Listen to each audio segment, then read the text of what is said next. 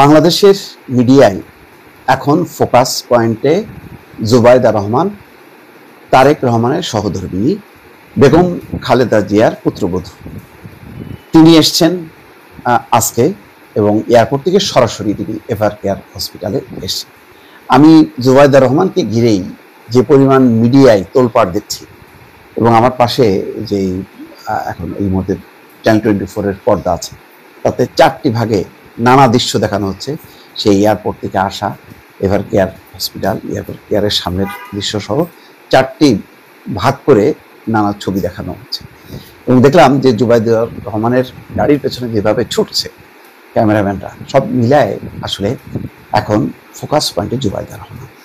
এই মুহূর্তে তারেক রহমান ঠিক আলোচনায় নেই, বেগম খালেদা জিয়ার স্বাস্থ্য অবস্থাটা আলোচনায় নেই। জুবাইদা রহমানের উপর অনেক কিছু নির্ভর করছে।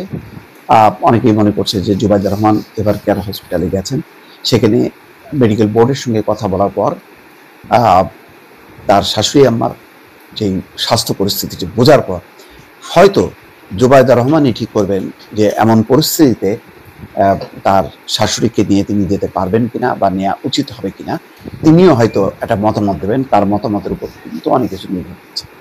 অনেক রকম পরিস্থিতি খেয়াল করবেন, তারেক রহমান যত যাই বলেন না কেন, এমন পরিস্থিতিতেও যখন আসতে পারছেন না বা আসেননি, তখন নিশ্চয়ই এমন কিছু কারণ আছে যা আমরা ঠিক জানি না, পরিষ্কার জানি না। সরকারের পক্ষ থেকে কিন্তু বারবার বলা হচ্ছে, যেমন আজকেও দেখলাম যে পররাষ্ট্র উপদেষ্টা তৌহিদ হোসেন বলছেন যে এখনো পর্যন্ত ট্রাভেল পাস নেওয়ার ব্যাপারে কোনো অগ্রগতি নেই, অর্থাৎ নেওয়া হয়নি এখনো। তারেক রহমান আসবে, তাও তারেক রহমানের জায়গায় এখানে পুরো বেগম খালেদা জিয়ার স্বাস্থ্য, লন্ডনে নেওয়া চিকিৎসা এবং আমার যেটা ধারণা যে দলের নির্বাচনী যে গুরুদায়িত্ব, সেই গুরুদায়িত্বটা তিনি হয়তো পালন করবেন। এই কাজগুলি তিনি সমন্বয় করবেন। ফলে তারে জুবাইদা রহমান কিন্তু একদিন দুদিনের জন্য আসেননি, বেশ লম্বা সময়ের জন্য এসেছেন। আপাতত যেটা একটা সূত্র বলছে যে তার রিটার্ন টিকিট হলো 20 তারিখে কাটা, সেভাবে তিনি এসছেন। তো এখন বোঝা যাচ্ছে না যে আসলে তিনি ঠিক মানে যেটা মেডিকেল বোর্ডের যে সিদ্ধান্ত হবে রোববারে নেওয়া যাবে কিনা। আগে যেটা ছিল নিশ্চিতভাবে যে এয়ার অ্যাম্বুলেন্স আসছে, তো এয়ার অ্যাম্বুলেন্সের কারিগরি ত্রুটির কথা এখানে বলা হচ্ছে।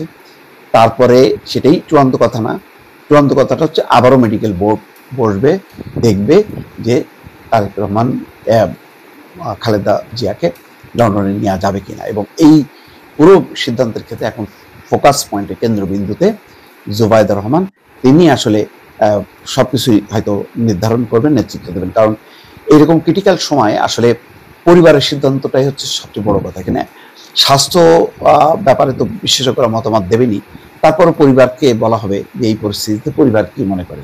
তারা যদি মনে করে যে এই পরিস্থিতিতে হলেও তাদের একটা সান্ত্বনা বা ভরসা যে ঠিক আছে আরও উন্নত চিকিৎসার জন্য অন্য হাসপাতালে নেওয়া হবে, লন্ডনে বা সিঙ্গাপুরে, সেটা নেবেন। আর যদি মনে হয় যে পরিবার যদি স্থির থাকে যে না এখানেই সর্বোচ্চ চিকিৎসাটা দিয়ে তাকে সুস্থ করার পর্যায়ে নিয়ে আসবে, তাহলে তাই হবে। এখানে একেবারে মেডিকেল বোর্ড তার সিদ্ধান্ত জানাবে, কিন্তু ছেড়ে দেবে আসলে পরিবারের উপর। পরিবারকেই বলবে সিদ্ধান্ত নিতে যে তারা কি সিদ্ধান্ত নেবে। হয়তো তেমন একটা বিষয় এসে দাঁড়িয়েছে বলেই জুবাইদা রহমান উড়ে এসছেন। তিনি আগেও আসতে পারতেন, কিন্তু শেষ সময়ে এসছেন। কারণ এখন সিদ্ধান্ত যে খালেদা জিয়াকে কি আসলেই নেওয়া হবে নাকি আসলে নেওয়ার প্রয়োজন নেই, এখানেই তার সর্বোচ্চ চিকিৎসাটা দিয়ে তাকে সুস্থ করার চেষ্টা করা হবে। এই একটা বিষয় তো আছেই। এছাড়াও দেখেন এত দুর্যোগের মধ্যেও কিন্তু কালকে 38টা আসনে নমিনেশন দিয়েছে খালি আসনগুলোতে। এখনো আসনের পুরো ফয়সালাটা হয়নি। প্রাথমিক মনোনয়ন যাদেরকে দেওয়া হয়েছিল সেখানে হয়তো কিছু পরিবর্তন হবে।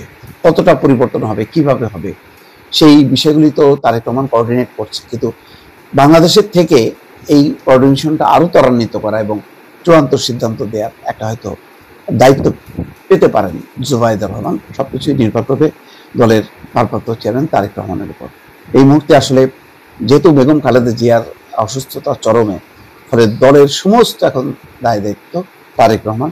তারেক রহমান যাকে নমিনেট করবেন তিনি হয়তো সেইভাবে পরিচালনা করবেন।